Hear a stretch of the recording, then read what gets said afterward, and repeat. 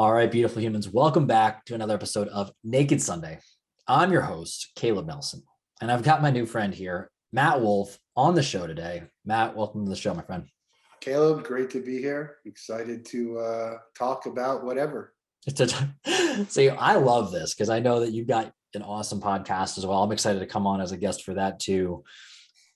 What I love to start off every episode with why I appreciate my guest. And I say this all the time, namely because I think if we started telling each other why we appreciate each other for however small it is, I don't know, I just have this feeling like we'd probably start moving that direction of the whole thing called world peace. I don't know. Might just be a good start. But I mean, you and I have chatted, 2-3 times at this point. One, I love your initiative. You had talked about like you have the anybody who's like into that giving mindset. I know you're big into like the mental health space and wanting to give back and really all about taking care of others. But even just your openness right there, like I am excited to just talk about whatever. So many people are so like hyper focused. I got to have my couple questions. Like that's not how a real relationship is built. And there's an openness and a curiosity. And we had talked about on other calls, like even with why your podcast you have so much fun. It's like, I just like talking to people. I like learning about people. And that openness to me really speaks to a willingness to grow, to learn, to absorb new information, to build great connections with people. And I think we need more of that in this world. So for that, my friend, thank you. Yeah, I think I appreciate that. I don't have talking points. I mean, I have things that I believe in that if you ask me a question, I'll probably answer it very similar to how I've been asked it before. But I don't have an agenda to say, hey, I just figure if we have a conversation, it's going to lead to wherever we want it to lead to. And whatever I want to get out of it or out into the world, it's going to happen. So more organic conversations, not forced. And because you can tell, it's almost like I don't want to get into a situation where it's like a political debate where you ask me one question and I answer something that's totally different from that because I just want to get this out there and I know I have my time to talk about it. Oh man, that hit so hard right there.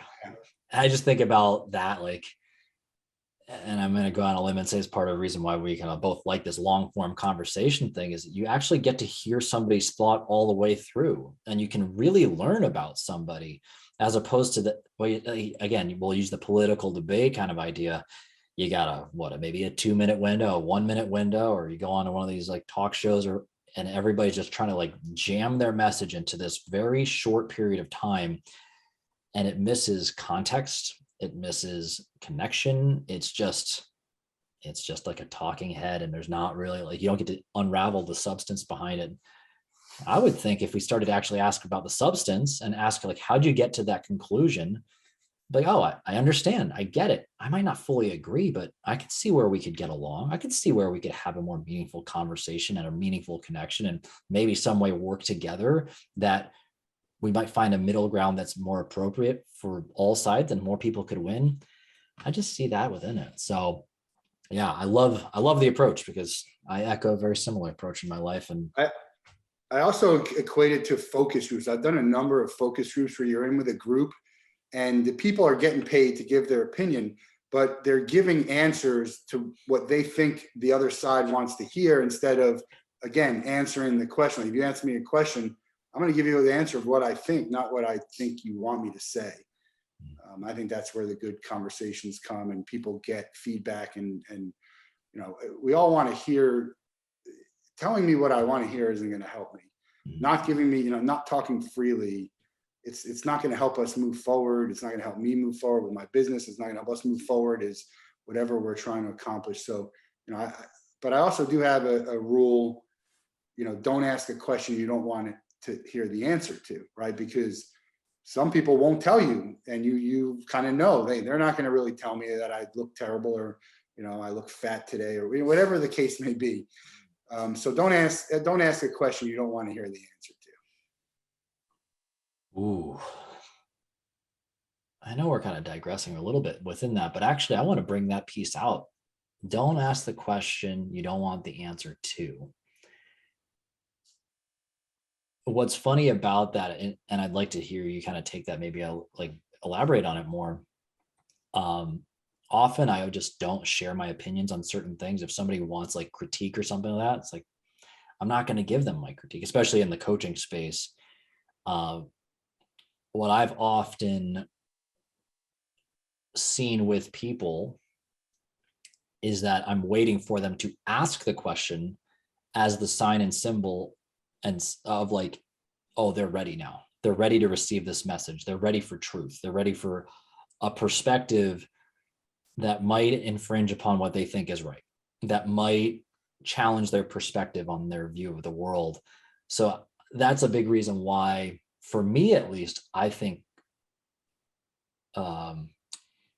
I start to value people far more now for those who ask more questions and then say things, like instead of telling me what something is, asking me a question, because it's flipping it and saying like, I understand where I stand right now, but I'm open to growing more and I'm ready to receive more. In the same token, there's a lot of value, and I find there's a different sense of security and a willingness to ask questions, and a sense of security of like, I'm okay with being challenged.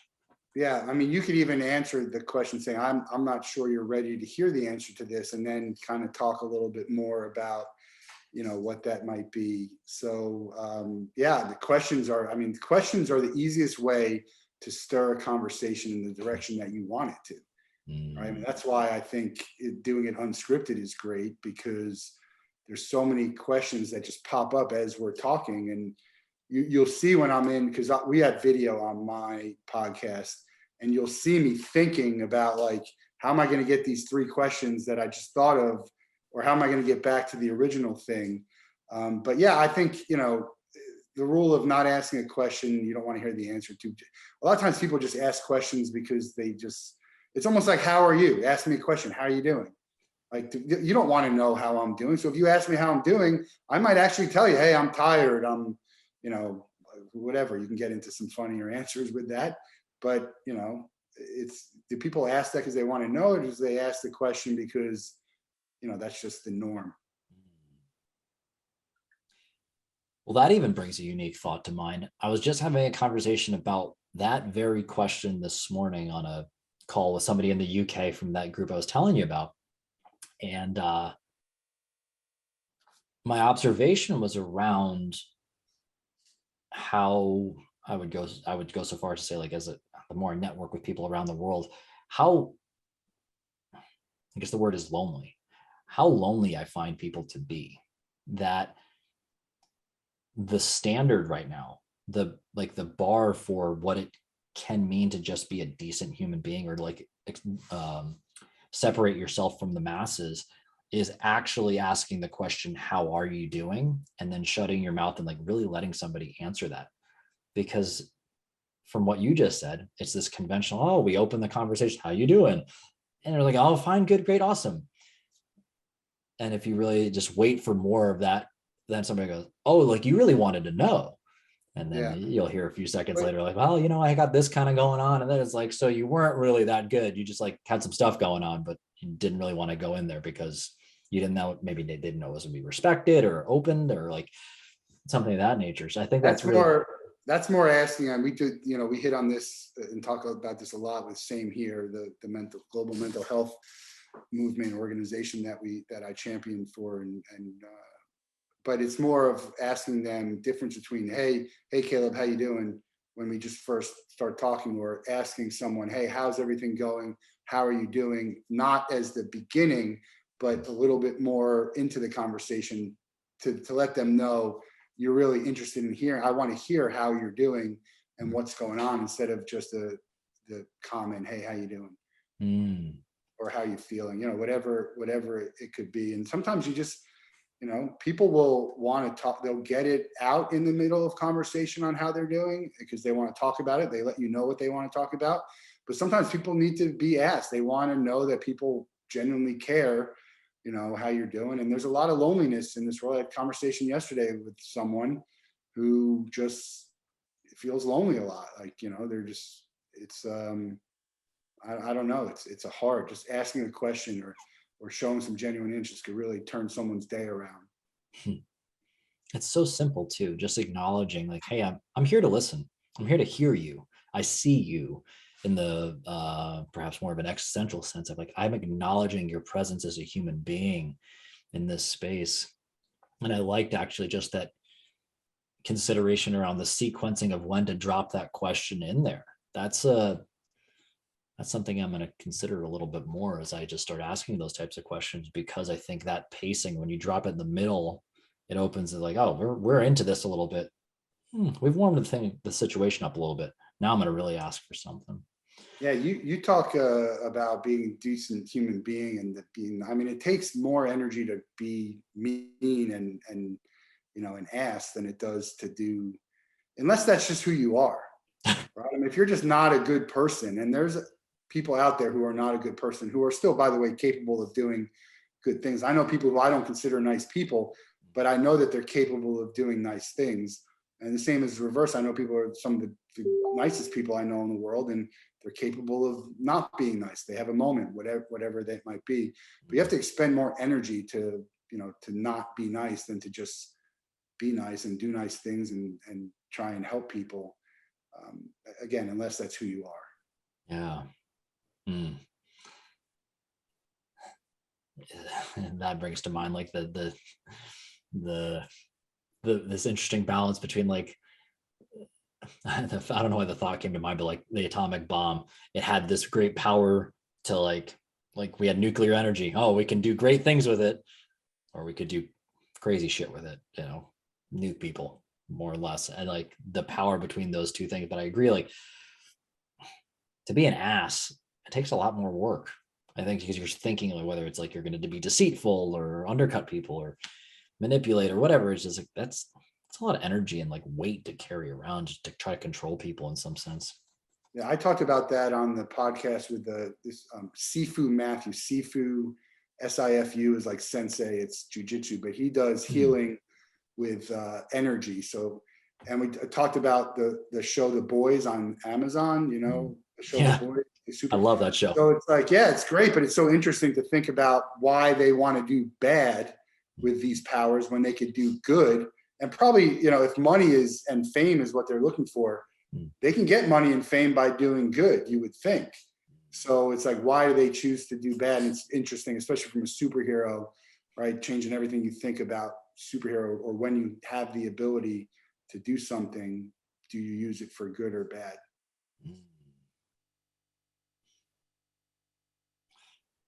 Bro, you got my brain going in like 9 directions right now.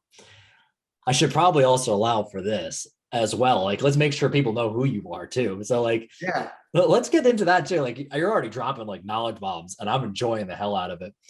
But Matt, like, you know yourself better than I. Tell everybody, who are you? Yeah, I'm Matt Wolff. I grew up in Marlboro, New Jersey. Went to school at University of Florida in Gainesville, and I moved down to South Florida after I graduated, and had some jobs that gave my friends some great stories, but didn't put a lot of money in my pocket and didn't give me a lot of good experience until I got into sales. Started selling for a company that did ticket printing. Did very well there, left, went to anti-money laundering solutions and did very well, and started my company, Ticket Time Machine. We're keeping the printed memory alive. We have commemorative products for events, customized, personalized. We're adding all kinds of experiences like augmented reality and UGC. And that's it. We're just trying to, enhance the fan experience, generate revenue for events and teams and leagues, and help brands and athletes and companies engage with their audience and fans and push content. And just, we're excited about where we're headed. We're fairly new, but we've got some pretty big customers, well-known customers.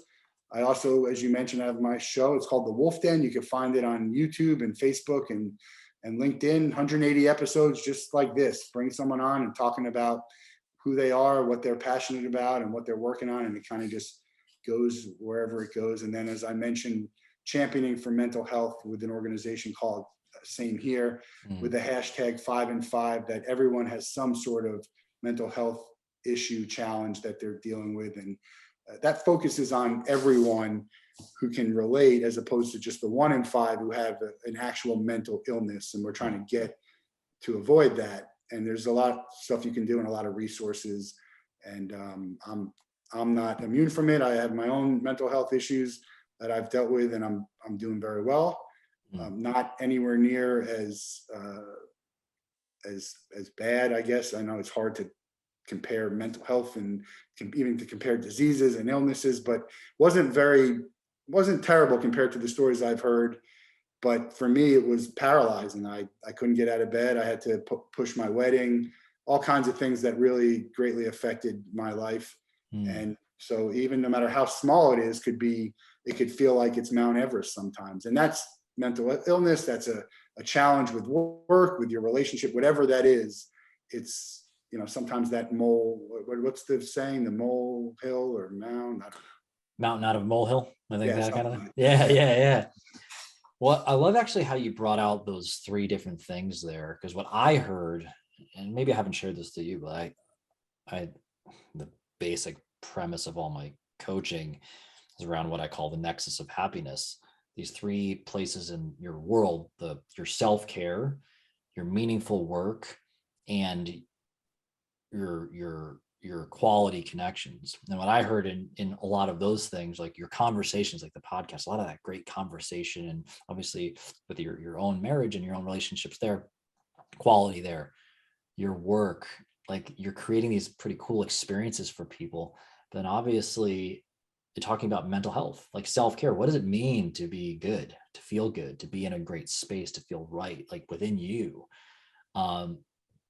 I think not enough people consider that. And especially you're in an entrepreneurial space. And I know a lot of my listeners, they're already are running a business with their significant other, or like that there's that balance within that, but they tend to, like, there's a business. So there's a lot of responsibility on their shoulders, and putting those pieces in place so that you can be in harmony with all that's really interesting.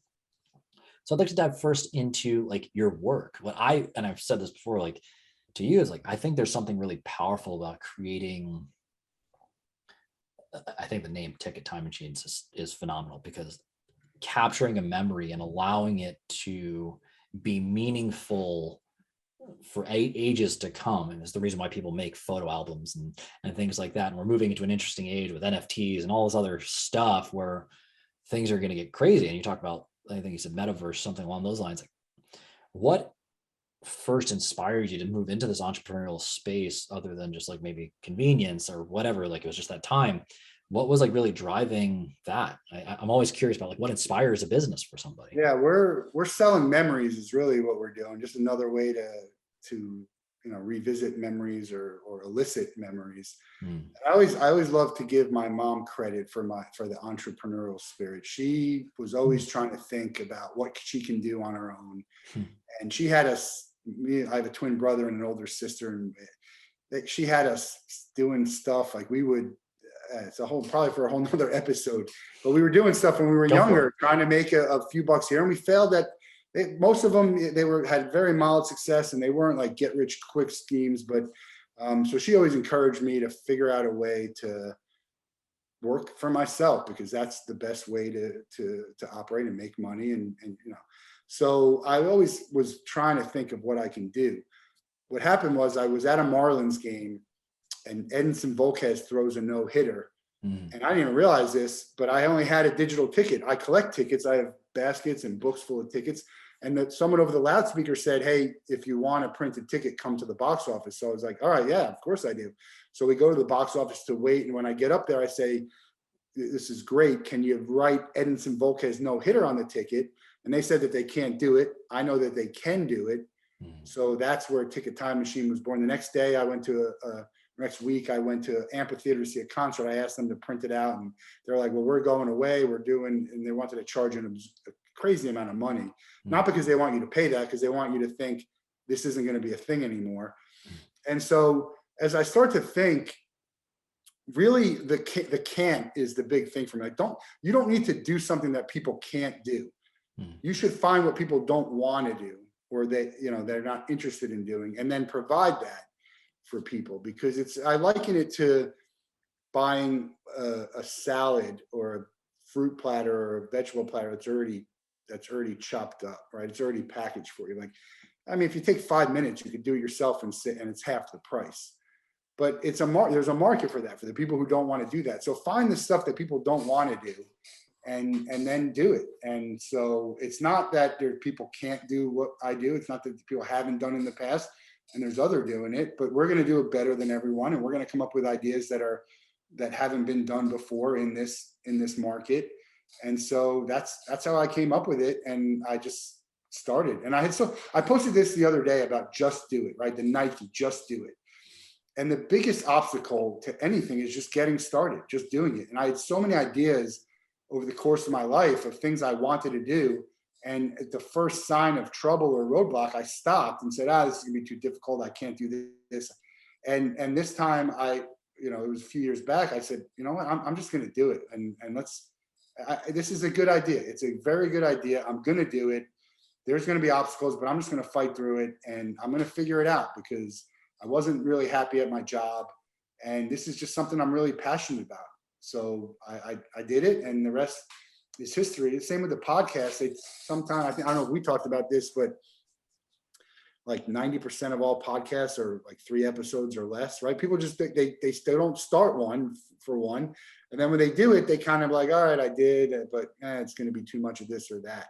So really, just if you're just doing it, if you're in the game, you're going to be ahead of most people in whatever it is that you're doing. Yeah. Leaning back on the memento piece, like the memories, you're selling memories. I think that's really powerful. And it's not something selling memories, it's creating memories. You're creating memories, and you're allowing somebody a tool to relive that, to come back to it. Now, I mean, I think about, especially in this day and age where like, what is like connection? How do we connect? We have all these swipe right, swipe left kind of things. It's so easy to connect, to just engage quickly, but how do we create something? How do we use a tool to deepen that relationship? And I think about father-son events. Like my dad and I used to go on fishing trips and whatnot. Like I think about a tool, like, say it was somebody's first date, they're at a baseball game, for fun, and there's a no-hitter. Like, what else could you put on there? Also first date, something little, like really small. And you're going to look back on that and just like, well, how'd you meet? Well, you see those tickets over there, you see them in that framed thing. It's all special. It's all cool. And oh, by the way, we have these things. Like, that tells a story that really captures a feeling. And especially, I think a lot of people forget the feeling. They forget, they don't have a way to put it front and center with themselves to say like, hey, how do I re-engage with that? Like, I remember how that person made me feel, how that, like, we were in this room together. This is the wine we had. We had like, I think that's a really cool thing. And especially where so many people think like they're selling information to somebody, like, oh, here's just this product. And like, if we think instead of people buy experiences, they're buying a feeling, that's a very, very different type of engagement with somebody. And I think that's really profound if we can actually start looking in that sense. Yeah, the first presentations or anything that I did, I put, and I sent it in the chat, you can take a look at. Said first game, first date, maybe it's the last game you went to with a family member, or there's so many different reasons why some event, whatever it is, it was meaningful to you. Yeah. And it might have been you might have been the only one, or it's a memorable game, but it could be for different reasons. And so the customization and personalization aspect is huge for us, because you just never know. And that's why we have Ticket Time Machine. You have the arrows going both ways. We're going to go back into the future, back to the past, but we're also thinking about, what'll be a memory in the future. And it might not hit you that this was something I want to have as a memory until down the line. Maybe like, okay, a first date is great, but how many times you have a first date and you think, this is who I'm going to marry? Now all of a sudden it became the person that you married. Or, there's just so many different things that could be. And so that's why, we think you just never know what's going to be a memory. Also, I would be considered a hoarder. I'm like an organized hoarder. I don't throw things out. Everything means something to me. And I could show you some stuff that it's ridiculous. But I won't throw it out because it means something to me. There's something there that it's like, I look at it and I think about the time when I was with my sister on vacation with this. And I look at this, and I look at the times when I was with my friends, and this was, like a work conference that I went to, but there was there's something about it. My first work conference is Ticket Time Machine, my first time doing a badge, whatever it is, there's so many things that elicit memories for you, and it doesn't cost you anything to take a look at it. And sometimes you just want to show people, and I don't know, it just, anything could be a memory, anything. I love it. I love the specialization, especially we're coming into this day and age where like everything can be a carbon copy of everything, but you still want to feel like it's unique to me. I want to have my little special tweak, that little custom thing. I want to be cool enough to stick, like to be part of the in crowd, but I also still want to be that unique one of one. I think that's something really cool. I think that's obviously where like the NFTs and all the other things are coming into play, which then starts to bleed into what inspired the podcast. Yeah, the podcast was, someone said you should do LinkedIn Live, like videos on LinkedIn Live content. I'm trying to figure out how can I push content, because I want to get some, attention, and I want to engage. And so a friend of mine was had a podcast that he was doing called Free Agent Fridays. And I was like, can you show me how this works? And I realized in order to do LinkedIn Live, you actually have to have another platform. So that was on my StreamYard. So I'm like, well, if I'm going to do this, I might as well just do a podcast. And we just started it, and we invited some people on to have, again, conversation and talk about it. And then it was, next thing you know, I'm doing one every day. I was doing one once a week, and then I was doing twice a week. And then I was like filling up one, every day. And we did it in, 180 episodes now. And now I've cut back to maybe like twice a week. It's hard because you want to, I don't want to tell someone, hey, you can come on my show 3 months from now. But I also don't want to do one every day. So it's, we're filling up for April, and we're starting in May. And so it's good, about a month out, gives people time. But it's been great. I'm going to have to edit it and put it into form so I could throw it on podcast channels and, track stuff. It archives beautifully on my YouTube page, which is, I think, called the Wolff Den or Ticket Time Machine. It's not hard to find, but I haven't used it for anything other than just, hey, it's a vehicle and a platform to help people share their story and to have conversations and to network with people. I mean, you invite someone on the podcast, it's nice. People want to talk about things and talk about themselves and talk about what they're working on, but it's just a nice sort of thing to be like, hey, I think you have a great story. Would you like to come on my show? And I haven't had too many people say no. And and the other important thing is I haven't said no to anyone. Now I don't have people like want people coming to me. They don't, but some people do. And I wouldn't say no to anyone, because I think everyone has a story that they can share. Now, look, you might find as you're in the middle of it, that's a half-hour episode instead of an hour, because maybe there's not a lot to talk about. But I think it's useful for them if they want to share it, which is not easy for a lot of people to do, right? Not everyone loves to share their story. So yeah, it's been a lot of fun. I gotta, once I get an editor and we can archive and table of contents and push clips, it's going to be something, because I got 180 and I have really good episodes that we could throw. I don't even have to record another one, and I could just use this, which I'm going to, but I don't have to. I could just throw this stuff out there and it'd be great. Yeah. Well, what's something that you didn't expect that you learned in the process of running a podcast, I guess, which is also probably just as prudent a question about running a business, but like what, because podcasting is a unique thing. It's like you're just sitting there, you're asking questions basically all day. But what's something you learned that you like just didn't expect?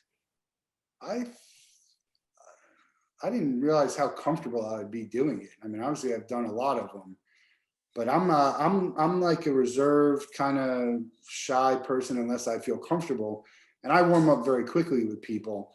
But I didn't know. I think I'm pretty good at it. I get a lot of comments about asking good questions, and so I'm surprised that I was able to, because I'm not a big public speaker, which it's not technically a public speaker, but you're out there, it's live, and it's on there, and you make a mistake, and I'm like, all right, I blow right through it. And we've had some moments where if I had an editor, we would edit the hell out of this thing, but you just got to keep going. So yeah, I didn't know how that I would enjoy it as much and be as good and easy for me to sort of do it. I think. I mean, I also think there's value in not having too much editing at all, Oh because yeah. it's just like, here it is. Like, we're running with it. We're going to see how it goes. And I think Right. there's What something, did you cut out? Right. That's what I'm thinking when I see this. Like, what did you cut out? What yeah. was on this thing that you didn't want people to hear that you cut out? Yeah. That always just makes me go, huh. Like, I won't say it's doubt. Maybe it is doubt.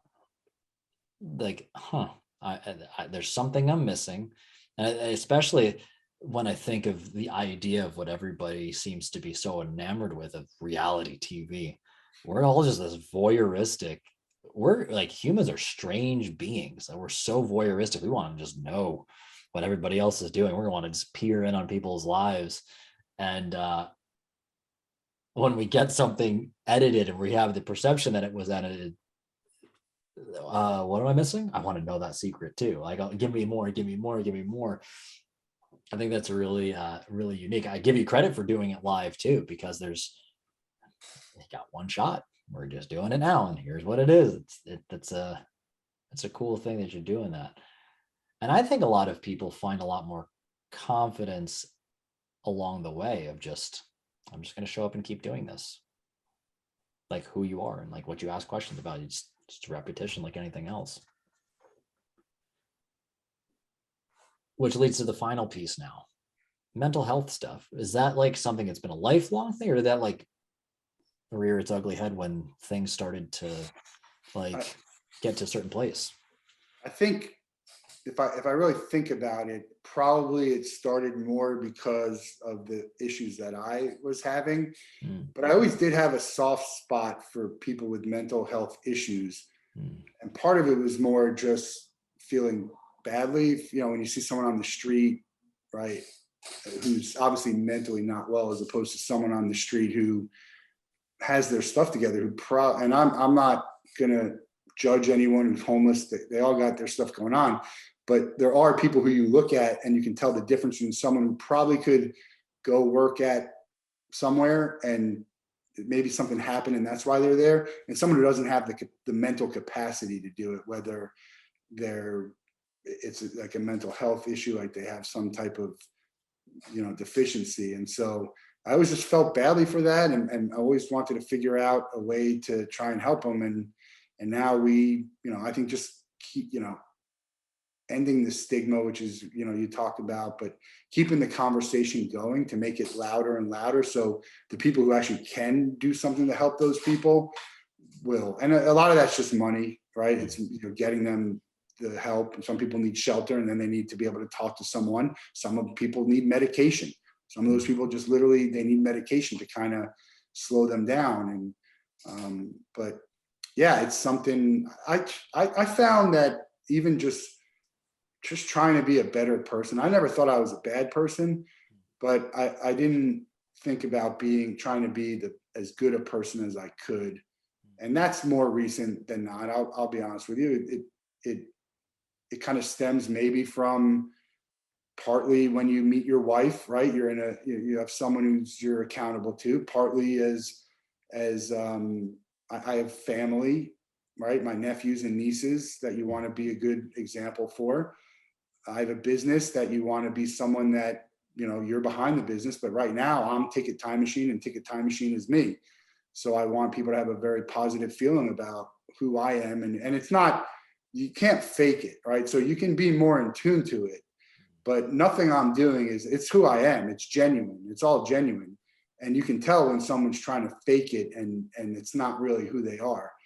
And although some people are good at acting, but I think I'm very in tune with, are you real about this? Is it genuine? And, I think that's part of it too. So all of that kind of makes me want to be a better person, and just seeing other people do stuff. I mean, look, I watched both of the Mr. Rogers documentaries, and I just can't even comprehend that there was a human being who was walking around like that. And I'm sure there's stuff about him that maybe, who knows, but man, it's not that hard to do good things and be a good person and be nice. I truly believe that. I love that. I have yet to watch the documentary, so I think I Oh need to, man, or well, they're great. Both of the them are good. one, I think the one was not a documentary, it was more like a biopic, kind of like. Yeah, yeah. Tom Hanks was one, and then they both were very good. I would recommend both of them. Yeah, I'm gonna have to go check that out. Well, you brought up your wife in there, and I think, you and I briefly talked about like balancing relationships amidst also running a business is really challenging. What are some of the things as you moved into the entrepreneurial space and you balance like balancing a relationship? What are the things that have come like, and share what you feel comfortable with, obviously. Um, but like, what is that? What are some things you've learned about how to navigate those things? Because again, I know a lot of people that are listening, like I run a business and I'm either they work with their significant other or their husband, wife, whomever, or they don't. And they're like, oh shit, like we're kind of speaking two different languages. We got to figure this thing out. Like, how do we not like, how do we create prosperity and not blow our lives up in the process? Like, Yeah, what have you learned there? we've had a very interesting relationship in the sense that when I first met her, I was working essentially a 9 to 5 where at Mm, 5 o'clock I was out and and I was going to work, and she was sort of on her own, and she was working a lot of hours at night, and I was on my own at night a lot, and sometimes during the weekend, but we always made time for to go on dates and to say, all right, we're going to do this, we're going to watch a movie. And then, I started my own business, and now I had to start working more. And then now I went all in on my business, and I'm really working a lot more. And she's has her own business now, but there's not a whole lot of. She's a little bit more 9 to 5, and I try and do like say, look, at Friday I'm going to be done at whatever dinner time, and the weekends dinner time, and then the nights, we have together. And it's even look, it's a challenge with everyone because we have our phones. I mean, you sit there and you watch something, and my wife's on her phone, or I'm on my phone, or she's doing cross stitch painting and stitching, and so I really try to be in the moment, but it's a struggle to just really be in the moment and not be distracted. I really try and do that during dinner time, where I stay away from my phone, mm, like especially if you're out. I'll leave my phone in the car. mm. I won't even bring it in, but I'm still trying to figure that out. Trying to figure out, hey, I need to spend time with my wife. I need to spend time on myself. I need to go get exercise. But if I had someone auditing me, they'd probably say you need to work more. They probably would say, and I work a lot, but they would probably say, you know what, you probably need to put in 5 to 10 more hours a week. Like you should be doing this, this, and this. I don't know when that's going to be. Who knows? But it's a struggle, but I think we do well, and she's supportive in the sense the same way I was. Look, you do what you got to do, right? Because if my business doesn't go, there's going to be a lot of problems, financial problems, my mental well-being. I'm gonna have to try and figure something else out, which is I'll be even more unhappy. I don't really have a plan B. I know, I mean, I do. I can get a job if I want to. It's not going to be a difficult thing to do, but I don't have a plan B. This is it. This company is going to work, and it's going to allow me to do the things I want to do. And then you look at the ultimate end goal. Like, yes, you wish I was around a little bit more now, but think about it when we're on the beach in Hawaii, because my company made enough money to do, to have us spend all this great time and do these great things together. We're going to Tortuga. We're going to music festival this weekend. Next month, we're traveling to Nashville she's never been, and we're going to go see Kenny Chesney in concert. We have family vacation in August. All these type of things. You have to sacrifice some things, and I'm not good at sacrificing that type, like missing out on things. I hate missing out on things. But you got to do it, and you got to be supportive of each other. There's all different, there's all different types of support. I think the thing that my wife supports me best with is just kind of let me do my thing and understand that I know what I'm doing. And if I'm working till midnight tonight, it's because I need to, not because I'm trying to find a way to avoid spending time with her. I mean, and there are people who do that, right? There, I mean, like full disclosure, my wife is an attorney now. She does family law, divorce, and all that. She was a magistrate judge, so she knows all of the things that derail marriages, and so we do a good job of making sure that it's not going to happen to us. But she understands, and so just allowing me to be me is one of the things that I think she supports me the best with. well, I think there's something interesting in there that I want to circle back to a little bit. And you said, ironically, before I hopped on here, I was writing a entry, blog post, whatever you want to call it, on honesty, which, and I have different phases of my coaching stuff, and honesty is basically an audit. You're going to get insight of like, where's too much, too little, everything in between. Like, this is just what it is. Here's the truth. Ironically enough, when you said like you probably should be working more on your business, my first thought actually was to go the other direction and say, like, actually, why would somebody say you should? If it's because I'm thinking like, so many people think in the 3 month, the 2 month, the 1 month, but we don't think about the aggregate, this is the relationship. But this is what we're building together. Now, obviously, I'm also somebody who loves experiences. I like vacation. I like being away. I like doing some of those things you talked about, having experiences. I really don't like being told no. So like when you had a couple of those things that you said there, I was like, whew, that speaks to my heart in a special way, my man. Yeah. What I found in what you were saying there was actually, no, maybe you're doing it the way that you need to be doing it for you. Now, could it be tightened up and to maybe better define what's enough in each of those spaces? But I think so many people think that and sometimes it is, you need to put more time, energy, and attention into the work you're doing. Sometimes it is that. But oftentimes, especially with the high performer or the entrepreneur, especially when we start using words like guilt, that have like guilt and shame attached to it, like should and shouldn't, says who and on what timeline? That's a great point, because I consider myself, and this is self-titled, a unicorn disruptor. And so I'm going to build this business. That's going to be the title of the episode, bro. Yeah. And I'm going to build this business in my way. There's no playbook for sales, for entrepreneurs. There's guidelines, and there are people who have been successful doing it, but I'm going to do it my way, which is non-traditional. And I'm going to make it work because, look, I listen to people, right? I'm not just saying, oh, this is my way or the highway, but it's non-traditional. Like, I don't have this done. And all the things that people say, I have a conversation with a good friend of mine who wants to help me. Like, well, you have to do this. I'm like, why do I have to do that? Why? I don't have to do that. And you want to know how I know I don't have to do that? Because I'm not doing that. And I've done, we're very small. Believe me, we're nowhere near where we need to be.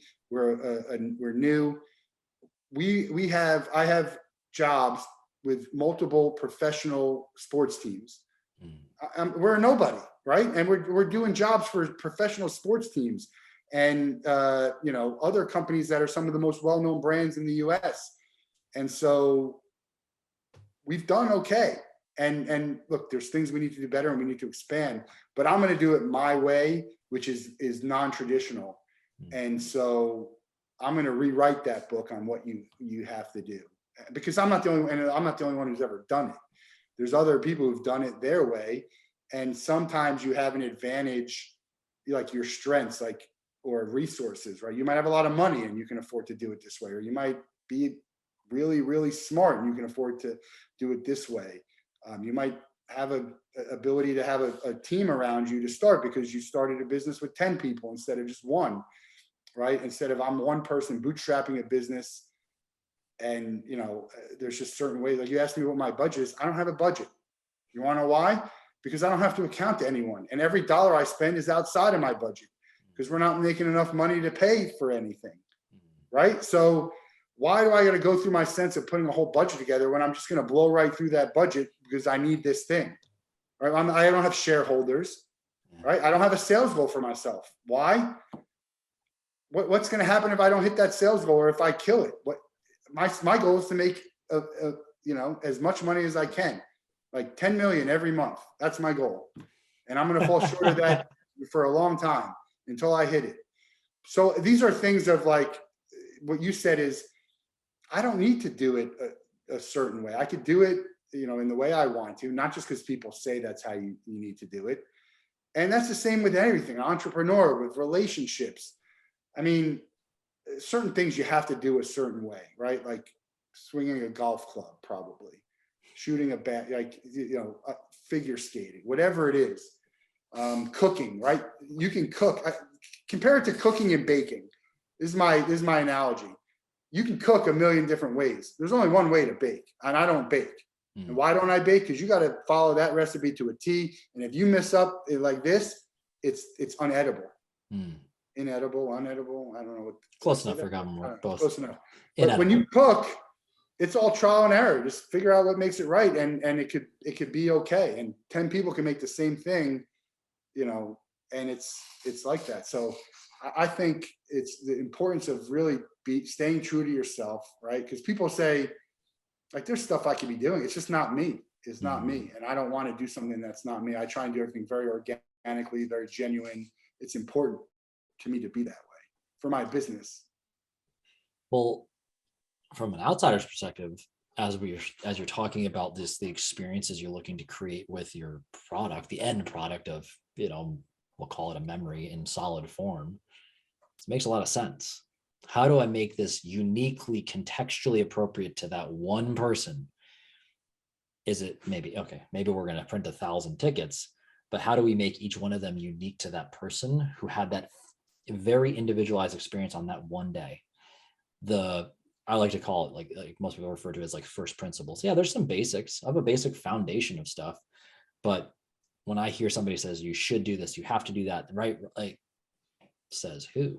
Yeah. Now, it's not to say that their intention isn't correct, but oftentimes what I'm finding, I'd be curious to see if you found the same, more often than not, people haven't asked the prerequisite questions to say, well, where are you at in your business or your life, your relationship, wherever, to say, like, and you said it perfectly, well, what if somebody had $1 million, they had the cash flow to do it, or they had different resources at their disposal, or they have a different background, they have other different levers that they can pull that you might not have access to because of what phase you're at in your business or your relationship or whatever it is. Just because we have the tool, I think about, as you said, I'm saying that, like, when I think of tools, like, if you're a hammer, everything's a nail. You're always just going to, like, but that's not the way it's going to go down, because some people are like, bro, why are you hitting me? Like, I didn't need you to do that. I'm struggling here. Like, ask me a question that's contextually appropriate to what I want. You and your wife, as you're talking about navigating that, like, understanding, hey, sometimes Matt's going to just work till this time, but that's him. And I understand that about him. And also knowing it's not with the intention of, I'm trying to avoid you. Like, it's a good thing to clarify, because some people are. I mean, I've been in a place in my other relationships where I would just, like, work later, and I would say, like, I came up with some reason to be working when I didn't really need to be working. And it's because I just didn't want to be home. That's what it was. And here in hindsight 2020, I know that, but then I was lost. Yeah, in relationships, like, and my wife and I struggle with this when I tell her, like, if I'm enjoying, like, she's away right now and I'm enjoying it. It has nothing to do with her. It's just, I'm enjoying being alone, whatever it is. And when you come back, you know, I'm really looking forward to when she comes back and we, you know, continue on. But if I'm out with vacation with my friends, like, I'm not going to feel guilty. I'm going to not feel guilty about enjoying anything, almost, because it has nothing to do with her. I have things that I do with her that I love, and I have things that I do with myself that I love, and I have things that I do with my friends that I love. And if she likes some of that stuff, she's in, you know, it's great to have her around, and the stuff that she doesn't like. And I assume that people should do the same. You know, my grandma, and I learned a lot about relationships from my family, my mom and my dad and my grandma and her, and who was my grandpa, but he wasn't my maternal grandfather. My grandma was married, my mom's dad, who was a real lowlife. And he was doing all these things with my grandma, like going to opera and, like, to try and court her, but he hated all that things, and he didn't even tell her. And then she found out, and he's like, well, I don't like that stuff. I was just doing it. And like, but why don't you just say that? Like, look, I don't like this, but I'm happy to go with you if you want to, but also I'd be just as happy if you go with someone else who enjoys it, because I think you might enjoy that more. And that type of honesty and conversation is a lot healthier than just doing what someone likes. Like, I have a great story about my friend, and I use this all the time. My friend is, and it's funny because he hates confrontation. One of my good friends had a family over for dinner, or went over to a family's neighbors for dinner. And at the end, the neighbor goes, well, what'd you think about the dinner? And he goes, you know, it wasn't my favorite. And the guy got so offended, and they never, again, don't ask the question that you don't want to know the answer to. But also, when my wife says, I tell her honestly about what I think about the dinner, because if I didn't like it, why would I tell you I liked it so you're going to make it again? And if this guy should have been the same thing, like if I come over again, you say, oh, it was great. What do you think he's going to make the next time you come over? Exactly what you said you thought was great. So there's just things about being honest that, and look, I'm not, there's times when I can't be 100% honest for whatever reason. No one can always do that, but we try and strive to have these conversations and really, be honest about things, because it's only going to affect you, and it's going to make things, the experience that we have moving forward, better. That's how I feel about it. It always comes back to the asking questions, right? And if I tell you something, you're going to take it for what it is and assume I enjoyed it. And now you're going to be like, all right, let's go to the opera. I'm going to cook this meal for you, Yeah. Well, it's funny about that. A friend of mine, we talk a lot about long-term kindness. It's the same. I've been on a rant a little bit about Ted Lasso recently, because I've already watched the whole show twice in 2 weeks. I gotta watch it. I feel like we have access to it, and I haven't been, and it's a show I'm gonna love, but I'm more of a movie guy. I don't have time because I have to sit down and watch, even though it's quick, but it's on my list to watch. Once it starts, you're gonna have a tough time stopping. Yeah. I wrote a whole blog post about it and everything. And ironically, I had a client sign up just from reading that. I was like, cool. Well, there's more to it, but point I'm looking to make here is we talk about this long-term kindness idea. And I think what you've done a great job of anticipating. When you ask a question, you're open to receiving the answer. Namely, because if you operate from a place where I think that if I'm looking for honesty, somebody's genuinely trying to help me. It's not to tear me down or make me feel like a piece of garbage. It's like, I'm giving you the information so that you can improve. And so many people are just wanting somebody to give them a flippant response to bolster their ego, as opposed to, well, do you really want to improve? The same thing where, again, in the Ted Lasso piece, it's like, hey, bro, are you the kind of guy who wants their friends to say, do you got shit in your teeth? And it's like, yeah, I want people to tell me if I got shit in your teeth. By the way, blank. I'm not going to give away what happened with it, but like, if you're a true friend is going to say, yo, you got shit in your teeth. You're about to go out and make a presentation on live TV or whatever. You're about to be in front of people where you're going to be scrutinized by a lot of people who you don't know if they give a damn about you. Hey, I'm going to pull you aside and say, hey, I care about you. I'm going to share this, this, and this, and this, so that you can show up at your best, so that you have the best chance of landing the message you're looking to get across and be received best by all these other people. That's kindness. That's compassion. It might sting, and in the moment, like you're inflicting pain in some way, or some way, shape, or form. But in the long term, that person stands to gain far more from you being willing to sit in that uncomfortable space and say, I care enough to tell you. I care enough to share, because what you need is truth, so that you're not making a decision based off this faulty misunderstanding.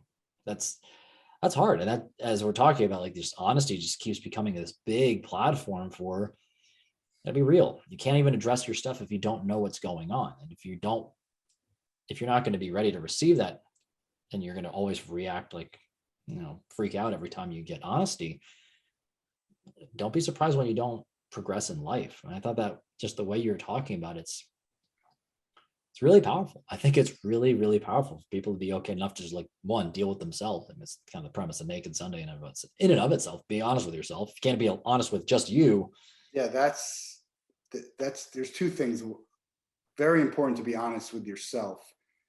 I have a very good idea of who I am, faults and everything, which is helpful for me. Now, do I want to do something about it? Am I going to change it? Maybe, maybe not, but at least I understand who I am.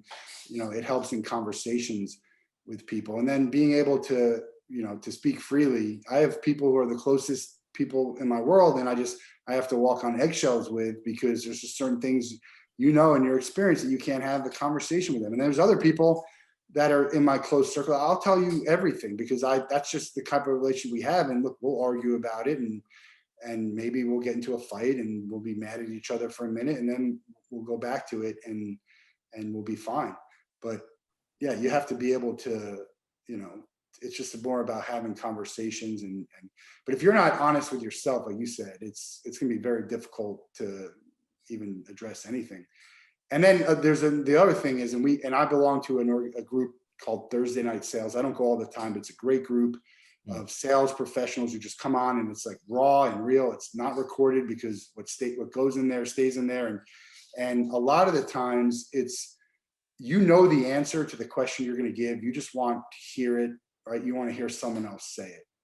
And, or this is the thing that I don't like much is you want to hear it from a particular person. Like I could say an answer and it'll be received much differently than if someone else says the same exact answer. That part I don't like about it, because you have these biases, but it is a lot, I would say half the questions that are asked, people already know the answer to, but they want it validated.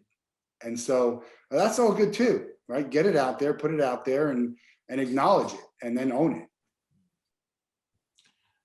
That's a funny one. I think that the classic paradigm around that is like the husband or the wife is like, I've been saying this for how long? And you went talk to that one other guy or that one other woman, and they said the same thing, verbatim, same tone, that you were just livid at me for just suggesting whatever.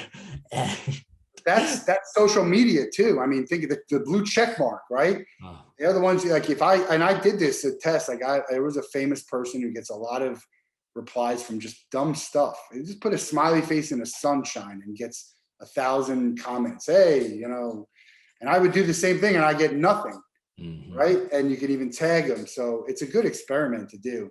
If I had time or even more bandwidth to create another account, I would just do it. And I'd call it mimicking this. And we'll just like see, hey, do we get the same response? Because I literally said the same thing. That'd actually be a very powerful social experiment right there. Checked or unchecked. Ooh, that could even be a great tagline to it too. Yeah. And yeah, it's really interesting that we're talking about that from like validation. People are seeking validation from an authority outside of themselves. And as we're bringing this up, I'm like, man, I've been talking about this a lot lately. So many people are looking for, you've got letters before, after your name, like a wall of certifications. Half the time nowadays, like if somebody starts by telling me I'm certified this, that, and the other thing, before they've even told me like who they are, I'm like, okay, this makes me feel like you're very insecure in yourself. You need all this stuff to tell me that you're good, as opposed to like, hey, I'm me. Let's have a conversation. Let's just be real. And I'll make my own conclusion afterwards. Like, ironically, you're going to do it anyway. You're going to make your own conclusion. You're going to judge. You're going to process whatever's told to you. I mean, we judge everyone all the time. We try not to be judgy, but we're judging everything. Yeah. And even so far as this, like, I think so many people have lost trust of themselves. They're looking for somebody else to tell them what to do, to just outsource their own thinking, their own critical thinking, as opposed to going inward and saying, well, what's the truth that I already know is here? I know it's scary. Maybe it's the thing I've been running from for a while, but I know the answer. And they're looking for permission. Half the time on most of my coaching calls, and just why I'm sharing much of this, it's like, do you need my permission to just go ahead and do what you wanted to do anyway? They kind of like, we laugh a little bit about, yeah, maybe. I was like, cool. Well, if you needed it, I guess here you have it. But like, man, maybe in the future, you can just go do that. Like, you don't need me to tell you what to do. Like, you're a thoughtful human being. You clearly have thought through it. Maybe you wanted to share it and walk it around just so you don't like play with it out in the open in a safe-ish space to like see if this is completely crazy. But at the end of the day, you got to be okay with you making your own decisions, because you're the one who have to live with the outcome. Like, I don't, you don't. Like, for somebody else, like, they're going to have to live with that reality. You better be okay with it yourself, because it's your truth, it's your reality, it's your existence that you're going to have to grapple with in the moment and thereafter. You can't really offload your decision to somebody else. It doesn't really work out that way. So I don't even know where I was going with that train of thought, but you opened it up real nice there, man. Yeah. Yeah, I find, and again, I can be shy, I can be more reserved, but you get comfortable with people quickly if you feel like they genuinely want to hear what you're talking about, which obviously we're on a show here, so you would hope that the person you're on the show with, but and it comes back to the mental health thing. Like once you share your story and once you talk about something, for me, it becomes second nature to talk. I don't ever become uncomfortable sharing any of this ever. And Mm. so I think the problem is just doing it, like sharing. People are hesitant to share, but there's so much power in sharing a mental health struggle with your relationship, whatever it is, because I like to think that I'm unique, and I'm unique in certain ways. Everything I've gone through in my life, there's someone else who's gone through it. I can't imagine, I think of one thing that I've gone through that no one else. So when you share the story now, other people can be like, oh, there's other people out. Like, what the heck's his name? The comedian, Tosh. Mm. Daniel Tosh said, he has a bit, which is one of my friends and I, one of our favorites. He goes, he makes this joke and he goes, not a huge laugh, but there's people there who are finally thinking, hey, I'm not alone in thinking this. And that's the thing, when you share things, someone resonates with it. And they're like, when I share my mental health story, and I don't do it often, it was like the first time and you do it, someone's like, I never knew that, was like, I'm glad you're okay, or thanks for sharing, or I have this problem, or my son has this problem, or I actually talked to someone's son and I don't even know if I helped him or not, but just I say, look, I'll talk to him just so they can understand. Like, they want to talk to someone who has no skin in the game, right? Who's biased. Same reason why we spill our guts to therapists and to strangers on the bench. It's like once you share it, the Seinfeld thing, when George shares his password with the Peterman's dying mother, right? It's just, once you share it, it becomes easier to share. And I think we need to share these stories, and we need to start talking about having tougher conversations instead of coming on to a show and talking about, the talking points and the easy, right? The low hanging fruit and answering softball questions. Mm. I try and ask the questions that I think will catch people off guard, not in a gotcha moment, but to have a conversation that I think is helpful for others to hear. Because there's so many good stories and there's a lot of struggles. And like I said, whatever we've done, someone else has experienced it. Well, to that effect, now that I don't know how you felt the first time you started talking about it, but how does, like, by sharing it more often, what has that done to the story or the weight of the story? I feel like and every time I say, look, the type of stuff that I've gone through, it feels good for me to share it, and it makes it more normal. But there's still times when you're a little bit hesitant to share it, right? Because who knows? I don't know why you are, but I just keep wanting to share it and talk about, that it doesn't matter how small it could be, because it could have been, again, that I don't even like to use the word paralyzing, because there's literally people who are paralyzed who can't do stuff. And I've had them on my show, and you just, like, you're very cognizant about the words you use to say things, and, like, not using the word, retard anymore, right? Retarded. There's just things that you're just feel more compassionate about people, and you start to think, all right, maybe they're not, like, what's going on with them to cause them to be this way? They could have been having a bad moment, right? So just more compassionate about things. Certain things I'll never be okay with. And it's not like, let's talk about ghosting, right? Like, hey, why didn't I respond to you this day? Well, I had a family member who was ill, or whatever, 1,000 reasons of why you didn't, right? But what's the reason why you didn't respond to me 3 times? Right? So there's a difference. So in the moment, that one time, like, what, you don't know what was going on with them and why that happened. Is it a pattern? Yeah, that's a different story. So having more compassion for others is, and it's helpful, because I don't get all crazy about things. Things that don't matter is probably I get more crazy about. Things that are, like, stupid things. Not like, oh, all right, there's a lot of traffic here, or whatever it is, or the flight was delayed. Well, that's unique, because what I heard there is like in your process of sharing it more, you've become in turn more compassionate and probably in a better place to help more people through that. The other thing that comes to mind for me of like when you air it out, it doesn't have the same sting. It doesn't have the same Yeah. weight. It doesn't have that same like weight's the best word to me. It doesn't hold as much of a it doesn't have the ability to paralyze you, I guess, as much Right. because When it's you own it, like you can't use that to hurt me. And that's not, no one could ever use that to hurt me anyway. But even just a funny thing, like my friend was like making fun of me for snoring. Right. And I was just like, okay, like you joke about it, you laugh about it. And which is ironic because he snores too. So I'm like, look, you snore. It's like when you start to talk about it, you take away something that people can use against you. And I think that probably a lot of people do that.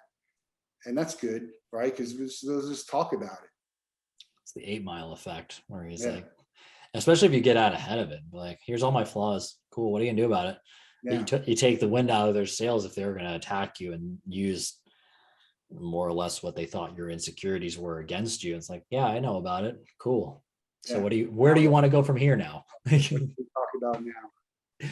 Well, you don't give them any leverage to be like, oh, like, I guess if people are looking for it to bother you, they in some way, shape, or form want to feel like they can manipulate your emotions and get something out of you, as opposed to like, well, you don't control my thoughts. Like I'm aware of all these things. Yeah, they don't feel great, but you don't own my mind because of that. You don't occupy deep real estate in my emotional, space because you just became aware of one of my insecurities or the things that I struggle with. Like, sorry, like it doesn't, it eliminates that.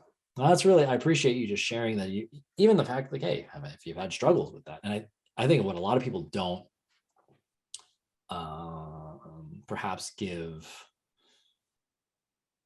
credit to or acknowledge is that a lot of people who are business owners, entrepreneurs, high performers, whatever word you want to use, people that have become successful in life also grapple with stuff. Like, it's not for somebody who's not performing well in life. Often people know how to just slap on a face, put on a mask, whatever you want to call it, paint the smile on and wander into their world and do all these things and just deep down have this crippling anxiety that they're grappling with. And then you throw on the responsibilities of got to make a sale, got to pay the bills, got to make sure the staff is happy, make sure they're this, that, and the other thing, and put out this piece of content. Oh, then go home and deal with my family and da, da, da, da, da, da, da, da. That's a whirlwind of stuff. And all the while, like, let's just keep everything together. Yeah. There's nothing wrong, It's a fine line too, because let's just take Taylor from the Foo Fighters, for example. Very wealthy, very well known, popular, dealing with a ton of stuff, right? He had anxiety and turned to drugs, and that was his demise. And you got to be compassionate about someone like that, but then you also, on the other side, and this isn't take away from anyone, well, there are people who have all those same problems who don't have a lot of money, who don't have a family and fans who adore them. So, if you're going to have problems, some people might be in a better situation, and it's harder to necessarily be compassionate. But I still think we have to, because it doesn't matter how much money you have in the world or how much love you have from family members.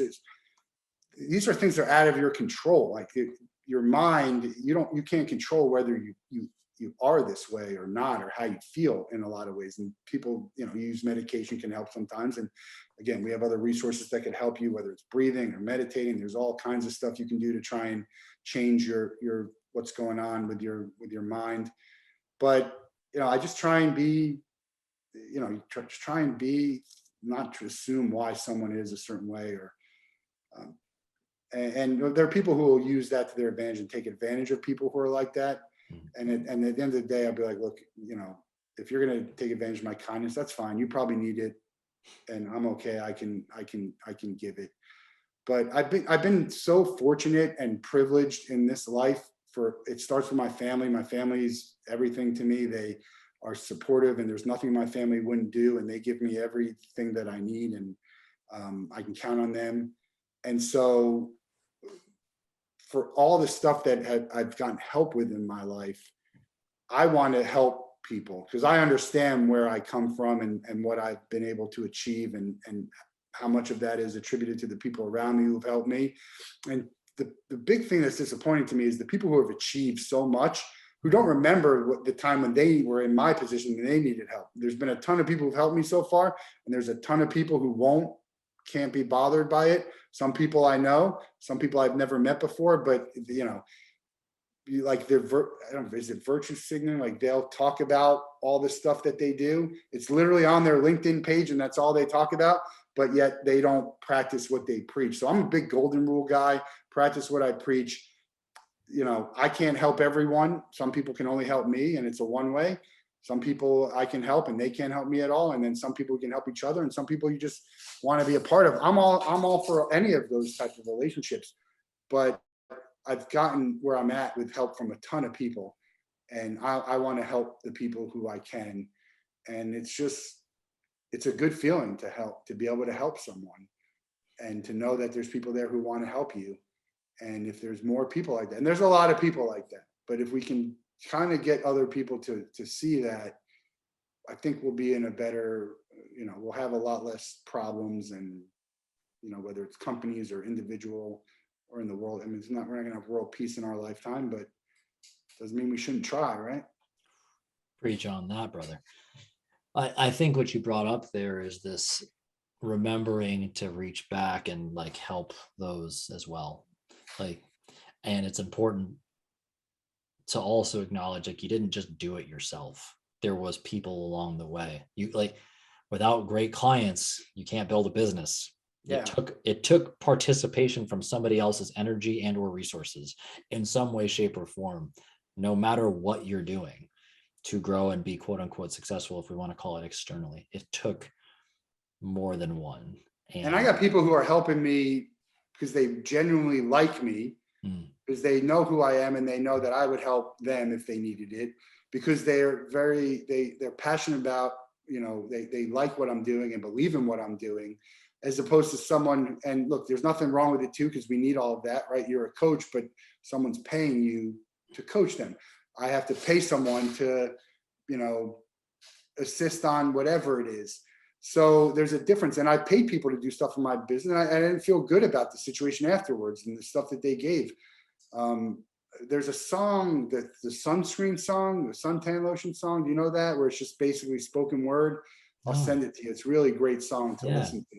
And one of it is like, be patient with those who give you advice. The thing is, like, you know, appreciate the people who are offering you advice and taking the time to give you advice. It's a great song. There's so many good lessons in this one song. It's not a great song. It's a spoken song, a spoken word, but it's good to listen to every once in a while. And so, yeah, I don't know. If we can be, you know, we all want to try and be better. We want the business to be better. We want to be better as people, as a brother, as a son, as a husband. And, you know, that's really, I've always wanted to do that, but I think later in life, we're older, we've experienced more, we have more at stake, we have more people depending on us. It's really about growing. And I'm really excited about what we're doing with the business. I'm really excited about what I'm doing as a person. And my friend will be like, well, you didn't used to do this. I'm like, okay, maybe not, but it's never too late to start. Right? Like, and I'm not just doing this because I have a business and I want to, yes, that's part of the reason why I want to, but it's not the reason why I'm doing it. And who cares if I didn't, you know, if I wasn't vocal about it. Part of it was nobody cared. I didn't have a platform, or I had to answer to people. I have to answer to no one here. So you ask me a question, I'm going to tell you it. And if you don't like it, that's fine. And if you don't want to do business with me because of it, that's fine too. There's millions of businesses and events and people. I can deal with the people who don't align with what I'm doing. With, by the way, I look at it as, am I on the right side of history? Would the majority of people feel like this is the right thing? And that's kind of how I operate and think about when I'm feeling about something and being vocal about it. It's a good consideration, because what it really, by asking that question, is like, let me put myself in the future. What would my future self, looking back on this moment, think about the decisions I'm making? I think that's a really, I think if we spent, spent more So time do doing you that. feel strong enough about what you believe in to put it out there, to be like, hey, this is, and you, and do you, I mean, look, do you talk about politics? And if something like in Florida, there's a don't say gay bill that just came out. I feel very passionate about it. And if only to support the people I know who it'll affect negatively, who feel passionate about it. But putting yourself out there is, there's other people who are going to come and say, well, why do you care about this? And, it could affect you in the, I've lost friends over certain things. Now, not what they believe in, but just the overall understanding of like kind of who they are. Like, you're not who I thought you were. And I consider this behavior like the behavior of a bad person, someone who's not, I don't want to be around and be associated with. So it's like, these are the type of things that you should think about. Ask yourself that too. Like, it's okay to not do it, by the way, also. But I think if we can get to a place where we can all more talk about the things that are important to us and that are important to society as a conversation, that's how we have change and move forward and progress. And right now it's such a fractured environment where there are people who think, I mean, I can't even fathom some of the things that these people think, and other people are taking it as fact and running with it. And man, it's messed up. Well, I think what you're leading to here is a lot of people just operate from one emotion to the next. They react as opposed to respond, where a lot of people don't. There's been plenty of fallouts in my world about plenty of stuff. What it really leads down to is a lot of times somebody doesn't feel insecure about something, so they just latch on to whatever, and they can't just slow down and say, hey, let's what I'm talking. That's why I bring up a lot of times, like, long form conversation is so powerful, because you have to slow down and you have to sit in a space. Sometimes that's uncomfortable for an extended period of time. It's not going to be, I'm going to get the punchline and I'm going to make my decision and we're going to move on and solve the answers, because it's not usually that. Usually there's a lot more behind that. And at a minimum, when we take the time to sit and understand where somebody's coming from, more often than not, there's a pretty similar, like, what we both want. We both probably want people to be happy and feel good and feel loved and feel appreciated. But if we don't take the time to walk through how we're getting there and what's been informing our decisions to get there, a lot of times it turns hostile because they just don't know how to have a conversation. Most people don't know how to have a conversation, but you're talking about conversations. Like, what is there a couple that you wouldn't coach? Like, what would they have to be like? You could coach anyone, right? Anybody, because doesn't matter what they think of, what political party, what they don't think. care. Like, even an egotistical, chauvinistic guy who's with a, that's what I'm saying. Like, you might, maybe someone you think is verbally abusing someone or treating someone like shit, right? I mean, are these the things that you have to think of? Like, I'm not gonna, I can coach them, right? Because I can coach them, I can coach anyone, but they probably need something else. Well, that's where I started to realize, like, hey, this is not where I can intervene, because they're not ready for this type of conversation. Yeah. And they need to go, like, I would refer them out to maybe somebody needs like a therapist or something like that, because coaching is different context. Right, but Caleb, just not everyone would do that. Like, I get Not people everybody, me and be like, look, you don't want me to print this because I'm going to be twice as expensive, right? You can go here and they can be better for you and they'll give you what you want. And then when you're ready for what we do, come back to me. Yeah. There's a lot, not everyone will do that. I do it all the time. Well, that's which I respect you even more for, because it's the same thing with me. It's like, if you're confident enough to say, like, no, this is not, like, I'm not the right person for this. Doesn't mean I don't love you. Doesn't mean I don't want to help you, but this isn't, like, I'm not the right person for this, the solution you're seeking right now, or this stage of your life. When you're ready and you're ready to have this, like, for me, if somebody's not open, fundamentally, when you keep talking, like you brought up, like, asking the questions, like, don't ask the question you don't want the answer to, is ultimately, like, coaching is questions. It's just that. And I'm asking questions that hopefully you're going to continue to ask of yourself when I'm not there. And if you're not open to sitting with questions, that the coaching relationship can't be there. So sometimes people have to go do some other things, much the same way you're saying, like, hey, go to this other thing. Like, you might not be in the right space. Maybe the pricing is not, like, it's outside of your range right now. That would break you as a human. It's not right for you. Theoretically, could I work? I don't care what political party somebody's in. I could care less, like, gay, straight, black, blue, orange, green. Like, I don't give a shit.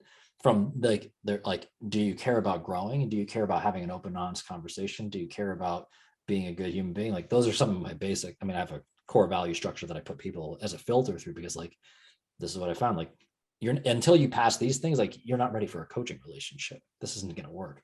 But to the effect of, like, from the external stuff that people get all wound up about, yeah, I don't care about that stuff. It doesn't change anything. Like, there's going to be different types of energy. Some people are going to think more like math, left brain, or there's gonna be that left brain, right brain, masculine, feminine energy that comes into it.